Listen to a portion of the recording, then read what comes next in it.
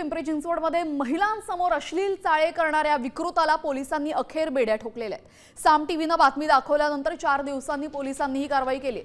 चिंचवडमधील empire estate BRT बस स्टॉपवर ही व्यक्ती अश्लील चाळे करत होती। 24 वर्षीय तरुणीसोबत छेडछाडीचा प्रकार समोर आला। धाडसाने या तरुणीने हा संपूर्ण व्हिडिओ काढला आणि त्यानंतर अखेर 4 दिवसांनी अश्लील चाळे करणाऱ्या या विकृताला बेड्या ठोकण्यात आलेल्या आहेत।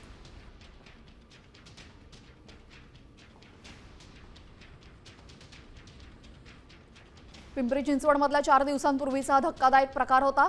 यावेळेस 24 वर्षीय तरुणीसोबत छेडछाड करण्यात आली होती। या तरुणानं या विकृतानेही छेडछाड केली होती। अखेर त्याला आता बेड्या ठोकल्यात।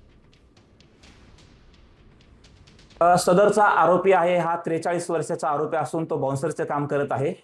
घटनास्थळावरून गुन्हा केल्यानंतर आरोपीने प्रथमतः स्वतःचे कपडे चेंज केले।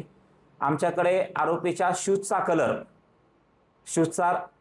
शूजला लाल कलर होता आणि त्याच्या अंगातील छोटासा आतील टी शर्टचा कलर हे 2च क्ल्यू आमच्याकडे होते।